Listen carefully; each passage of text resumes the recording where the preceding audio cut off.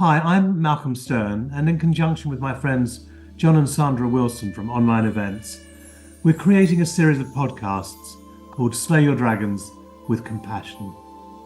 My book of the same name was conceived and inspired by the suicide of my daughter Melissa and the journey that took me on and the internal resources that I found. All of my guests will have a story to tell around overcoming and ultimately thriving through adversity. Special thanks to the band Stairway, Jim McCarty and Louis Chinamo, for the use of theme music from their album Medicine Dance, and my engineer Owen Santiago. I hope you enjoy this series, and thanks for listening. Hi, I'm Malcolm Stern, and welcome to Slay Your Dragons with Compassion, the podcast, which I'm doing in conjunction with my lovely friends at Online Events. A very interesting guest today, and we're going to have a good wrap, I think. This is Patto, who was a professional cricketer and has been through a bit of a journey, but we'll explore that as we go along. Anyway, really, really nice to welcome you here today, Patto. Nice to be here, Malcolm. Great. So, you were a professional cricketer, and I think you played for Ireland, did you? If I looked up your blurb. Yeah, I played over 60 times for Ireland. That's pretty amazing. I mean, I think it was one of my dreams when I was younger to be a professional cricketer. I just love the game. It's such a meditative, brilliant, skillful, sort of team effort game. I've always Yeah, admired cricketers, and so I would have admired you if I'd seen you in action. yeah, And to be honest, it was a great time in my life, actually. yeah, Those several years playing for your country and doing professional sport and things and traveling around and stuff. It was basically like sort of playing with your mates, yeah, sort of being exactly. young again, yeah. And getting paid and getting, the sort of the thrill on the adrenaline, presumably, of being in front of big crowds and all of this sort of stuff. Um, and how did you get into were you a natural cricketer from a very young age? From a young age, I played a lot of different sports, and it was actually my dad that played a lot of cricket for the local cricket club, and I just got into it through him. And we had a professional at the time called John Solanke, who played for Glamorgan, and I just got into it a lot by his inspiration and coaching wise, going down, in the summer holiday mornings and stuff like that, and doing a lot of stuff with him with my brother. Lovely. And so when did you become a professional? Presumably at a young age, you became a professional cricketer. It was so I started playing for Ireland in 1996, and then from that stage, I came over on sort of summer contracts. I was playing at Surrey Cricket Club, County Cricket Club, and then in uh, 2000, I went to Sussex County Cricket Club and played there. Probably not the best decisions to play for those two clubs with Alex Stewart being the keeper. I was the keeper as well. Alex Stewart being the keeper at Surrey, and then Matt Pryor being the keeper at Sussex. Interesting. Alex Stewart was one of my heroes when I was young and a cricket fan. That was Oh he was yeah, one of the greats. totally the same actually. It, Yeah. it, it was quite surreal and quite bizarre when I went there and was in sort of in the same change room, same environment as him. And growing up, having seen him on the TV and one of my idols and stuff, watching playing. Well, that must have been an incredible buzz for you. I think, being a professional sportsman is an amazing thing. And then something happened, didn't it, that just smashed your world for a while. And this is the journey that you've been on. Can you tell us a little bit about what happened for you? Yeah, I was actually in a cricket match. I was playing with my brother for the MCC, and I broke my thumb and lost my balance, sort of run between the wickets and broke my thumb. And I spoke to him afterwards and was saying, I just thought it was me getting old, and was saying, do you find this when you're running, when you're doing things that you're actually not as coordinated as before? And he was like, no, mate, you looked awful. You need to do something about that. So I went back and forth to different specialists, different consultants at different hospitals to find out what was going on. And it wasn't until March 2013 that my world kind of changed completely, where I got diagnosed with a condition called hereditary spastic paraplegia, which kind of, in a nutshell, basically the signal that I had going from my brain to my legs wouldn't do what my brain wanted them to. So when you're sitting there or you're doing whatever and getting your hands to move or whatever to move, and that just happens naturally, it wouldn't do that with my legs. And to be honest, the diagnosis after a couple of years going back and forward was kind of a weight off my shoulders in terms of knowing what it actually was and why I was in that condition. Yeah, I've heard that before from people who've had serious conditions and finally they get it diagnosed and go, oh, well, at least I know what it is. But that doesn't make it a whole lot easier because there's your life that you are a professional cricketer, a professional sportsman, enjoying your life, and suddenly everything's tipped upside down. Yeah, I was went from professional sport into PE teaching, and it was quite a sort of natural progression, and I really enjoyed doing it.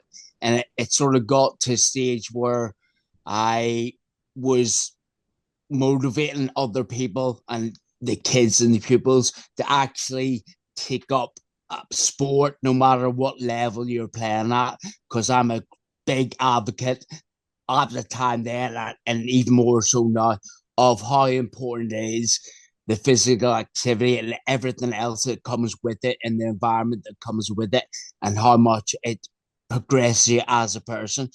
And when I couldn't sort of do what I did before in terms of the sport and playing and the PE teaching, I was at a stage, to be honest, when I got diagnosed, I was like, oh crap, what am I going to do now?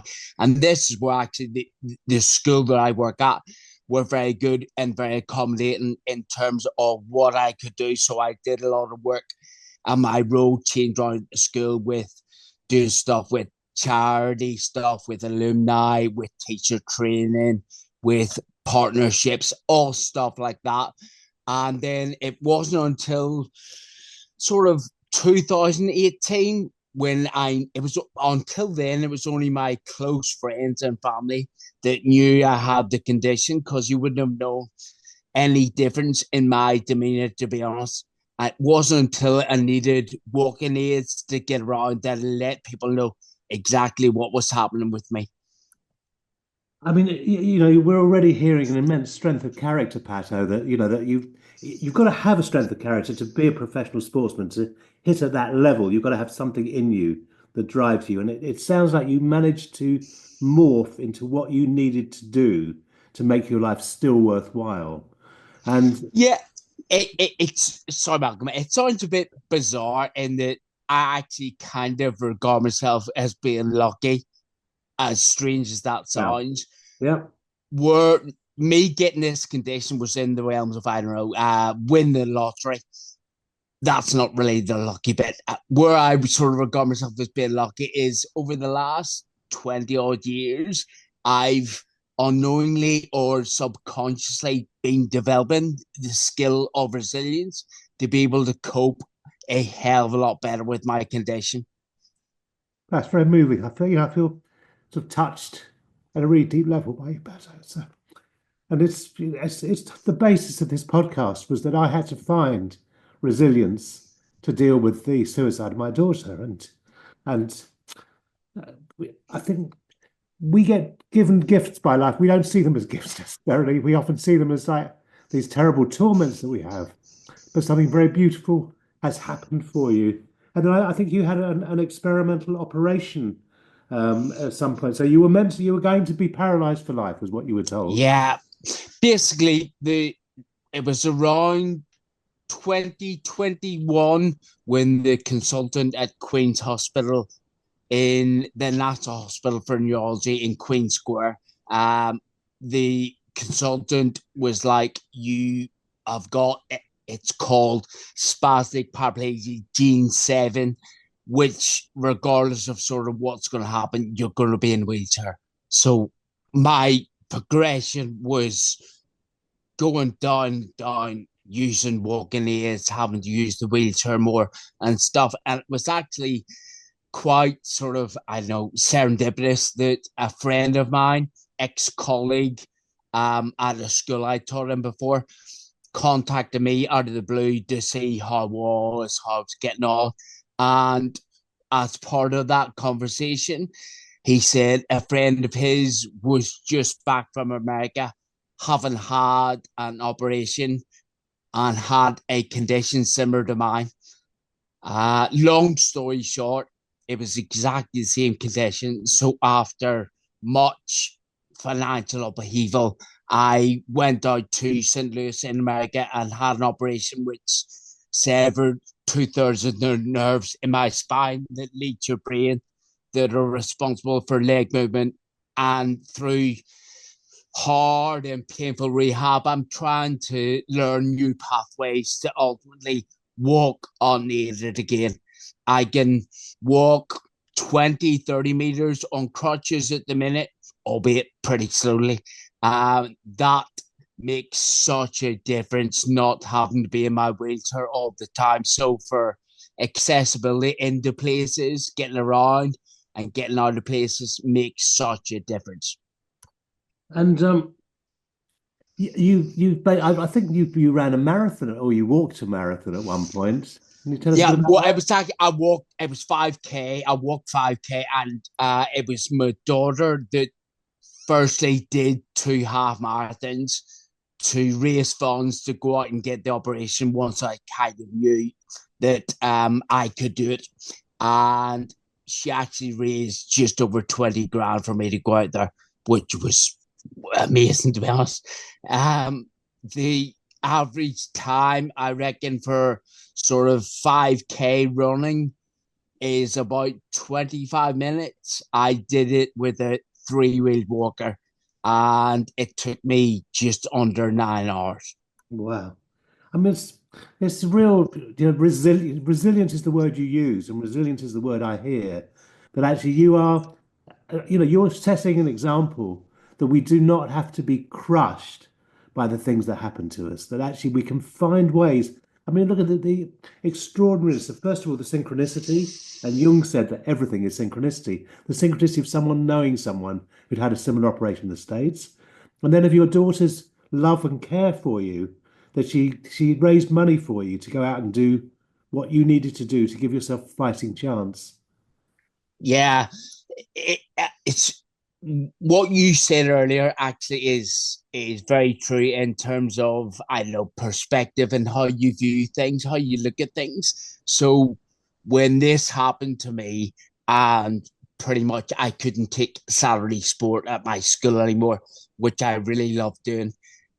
Instead of kind of looking at that as a hugely negative situation, I looked at it as an opportunity where I always wanted to go and watch Harlequins play rugby. And so I got myself a season ticket and go and watch them play as often as possible on Saturdays. Wow. My chemistry teacher at my school played for Harlequins in England. Dave Wrench. I don't know if you ever came across him.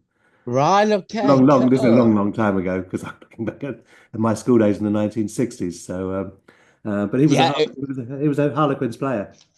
with that, it was funny. The school I went to, our one of our P teachers called Brian Robinson was number 8 for Ireland, and he would on a Friday before the old Five Nations, before playing a game on a Friday afternoon, he would do what was called bus duty, and basically have to be after school to get us sorted in the buses going home, and then travel down to Lansdowne Road and play the next day against, England, Scotland, whoever it was.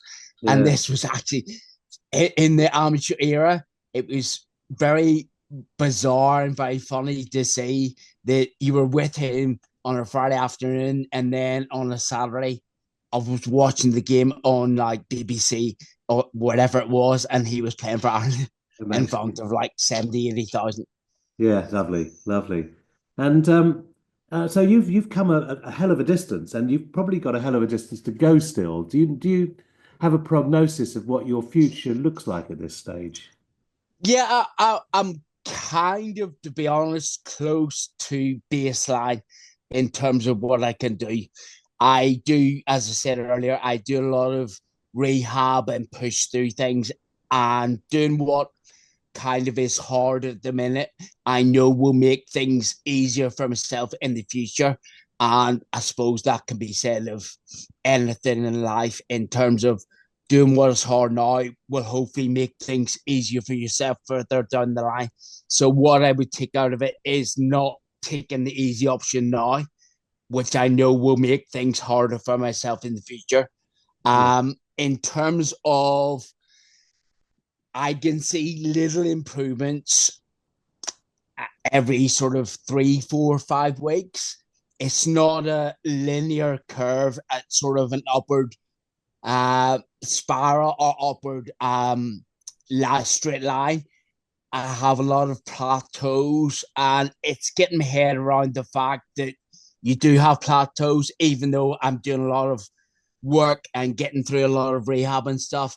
But I know that actually, in terms of getting better and be able to do more stuff, will eventually happen at some stage. I love that attitude because it's like that's the attitude that sort of you can sort of allow yourself to be doomed. One of the chapters I wrote about in my book was called Breaking the Spell. And often we get a doctor. One of the examples I've given is that a doctor gives us a diagnosis that we've got 6 months to live, for example, and immediately we're under a spell. So you were told you're going to be paralyzed for the rest of your life. You're going to be in a wheelchair for the rest of your life. And that's almost like a spell that gets put on you. And it takes a hell of a lot of depth and courage to get past that and go, I'm going to do whatever I can. And then life comes and gives you an opportunity. It's not easy. I can see it's still not easy.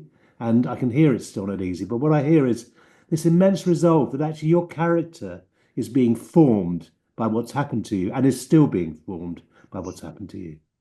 Oh, definitely, I would agree with that.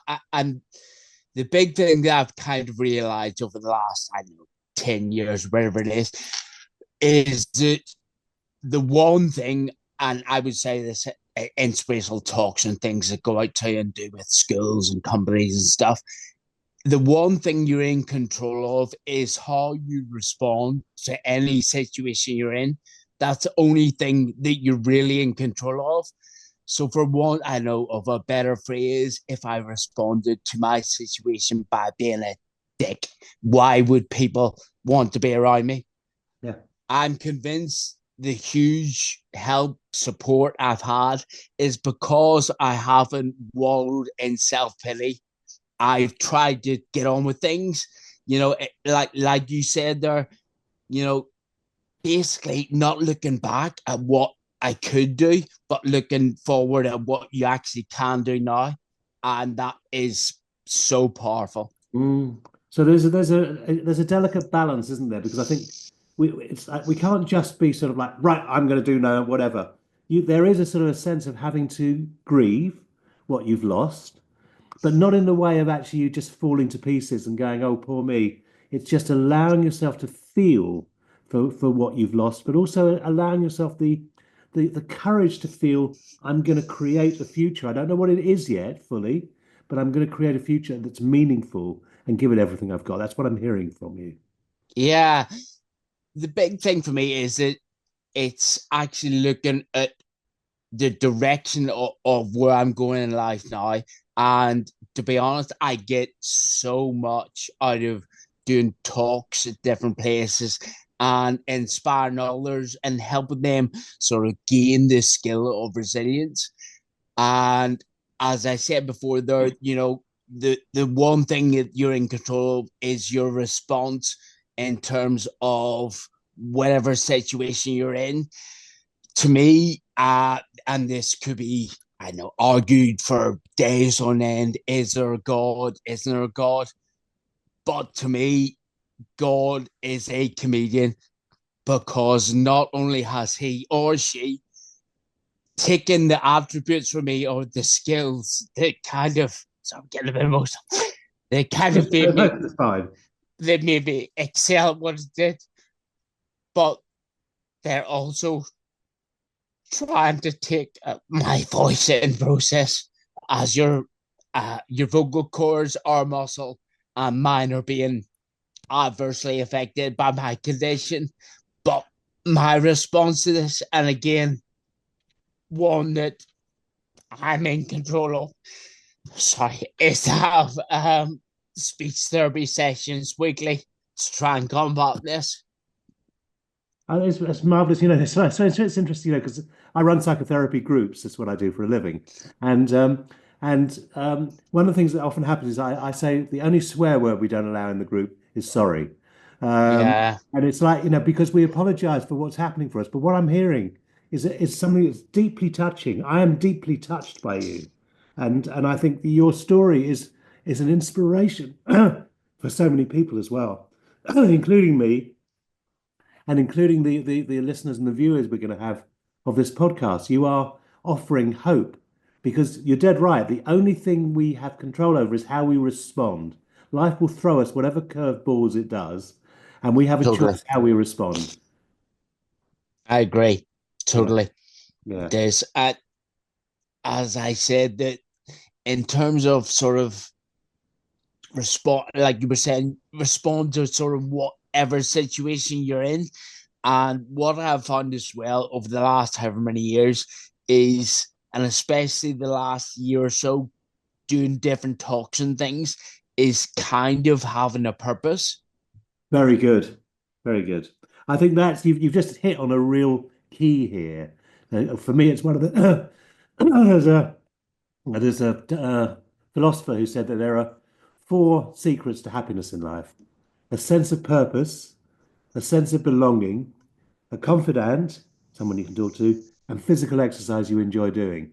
And I thought that's Yeah, a bit bland, but it's not bland. It actually is. It's quite realistic that I see a sense of purpose as one of the great things. The machine lights was just giving me a thumbs up there. I see a sense of purpose as one of the great things we have as human beings. And I just wonder if I could read you something that George Bernard Shaw wrote about a sense of purpose that I think yes, of course. I'm sort of really touched by what you've, and I haven't done this before on here, but I just and this is George Bernard Shaw, and he says this: "This is the true joy in life, the being used for a purpose recognized by yourself as a mighty one, the being a force of nature instead of a feverish, selfish little clod of ailments and grievances, complaining that the world will not devote itself to making you happy. I'm of the opinion that my life belongs to the whole community, and as long as I live, it is my privilege to do for it whatever I can. I want to be thoroughly used up when I die, for the harder I work, the more I live. I rejoice in life for its own sake. Life is no brief candle for me. It is a sort of splendid torch, which I've got hold of for the moment, and I want to make it burn as brightly as possible before handing it on to future generations." I It feels like that. like you're embodying that, Patto. That's what I hear, is that you're embodying that sense of purpose, that giving back to the community, that you're no longer able to have the joy of being a professional sportsman and all the adulation and the adrenaline and the fun that comes with that and the teamwork, but you're having to find a sense of purpose that's authentic for you. And I see no hint of anything inauthentic in anything you've said so far. Yeah, you said there actually in terms of with physical activity and doing stuff as well. And on that, actually, from being playing professional sport to teaching to doing cover model work, I was a kind of a fitness fanatic. And when I couldn't train like I used to, I noticed a big difference in my mood and mental health. And ironically, doing the rehab after the operation has helped me an awful lot in terms of being more positive with things and doing more exercise and physical activity. Yeah, that's that's really great because It's so easy, and I think a lot of people do this. It's so easy to go, damn it, I can't do this anymore, so I give up. And I can see that you don't give up, that you have to fight, and to do a 5K walk in 9 hours is quite something. From a man who was at peak of professional fitness at one time, but actually there's still a part of you that is going to find what your journey could look like given your circumstances now. And I don't hear you bemoaning your fate either. I hear you sort of going, I have to work with what's come with me. I have to take responsibility for it. Yeah, well, the big thing is that you can't change what is behind you. You can only sort of look at what's in front of you, and what you can do in this is like, I don't know, with daydreaming, say loads of people daydream of what where they'd like to be, what they would like to do Mm. and achieve. The way I would look at that is that there's absolutely no reason you can't achieve that daydream. It's starting to look at reasons why you can achieve it, not reasons why you can't. Yeah. And you will inspire others, because we sort of have a sort of like we're children, we have this dream about our life being a sort of like a, you know, something beautiful and amazing and no problems coming our way. But all of us get curved balls in our lifetime. For Oh, me, the totally. suicide of my daughter. For me, it was also having a heart attack at in 2021 and thinking I was going to die. But there's something about getting a curved ball and actually going, I'm going to work with this. I'm going to do what I can. And what brings you joy will also bring others joy. That's the other thing I've learned doing these podcasts. I love doing the podcast. I love meeting people like you who are an inspiration to me and to people who are going to listen to this as well. It makes a big difference in my life. Yeah. Well, in terms of uh, looking at the way you look at things and perspective, in that it makes such a difference to have a positive outlook, positive mindset. I'm Unfortunately, I reckon from when we were born, we're installed with a negative culture. Yes. So, because how many times have you had a great day or positive experience and you've told your friends, your family, your siblings about that? But compare that to how many times when you've had a bad day or Yeah. negative situation, you've told people about it. It's interesting because the sort of like the spiritual consciousness movement, I'll call it, sort of just in terms of better move thing. There's a lot of people there who are the other extreme, who are what I would call spiritual bypassers, and people who sort of like everything's positive, and it's of course that's not true either. But there's what I'm hearing is that you found a space in the middle where actually you're making the most of who you are. You're not denying what you've been through. You're still touched. I'm very touched that you are.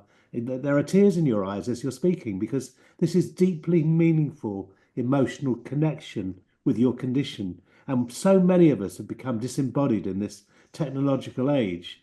And you are not, even though some of your bodily functions have been taken away, you are not disembodied. You are utterly in touch with what you're saying. You are, in fact, transmitting what you're saying. You're putting it through more than just the words. You're bringing through the energy of what it is to take on a really tough challenge and to stay with it and to find your way through it. Yeah, well, the way I would sort of see it is if I can kind of help anyone in terms of having a smoother life going forward. Because as you know, and you were sort of alluded to there, Malcolm, that life doesn't come with a map.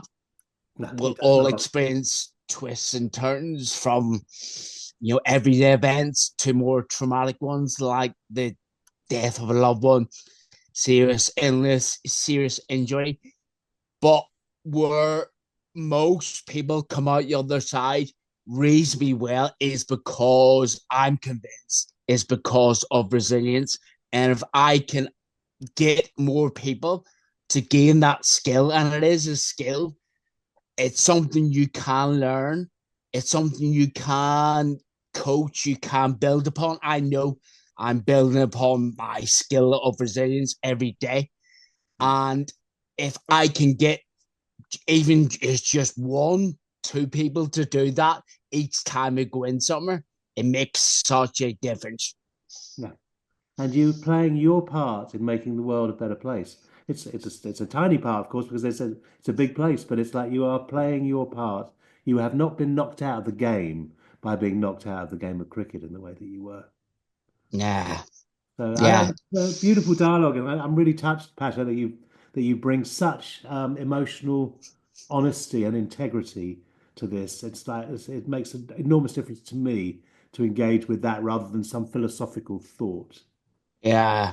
Well, as I said before, in terms of what I've found in feedback from talk or whatever, it's actually people take it on board more if it's real, if it's something that people have experienced, people have been through, makes such a difference. Yeah, yeah, that's true.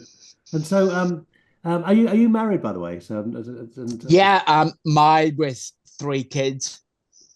and how has that been affected by your journey? So not as much with my eldest two daughters because I was able to do a reasonable amount with them in terms of physicality. As I was growing up, more with my youngest son, I couldn't do as much with him as I would like to have done. So it's kind of looking at different ways that I can, engage with him, and it's maybe not the normal being a dad, but it's looking at different ways that I can actually stimulate him and help him because he is quite physical and enjoys his sport and stuff like that. So it's just thinking outside the box in other ways that I can actually stimulate him to be inspired with those different sports he's playing.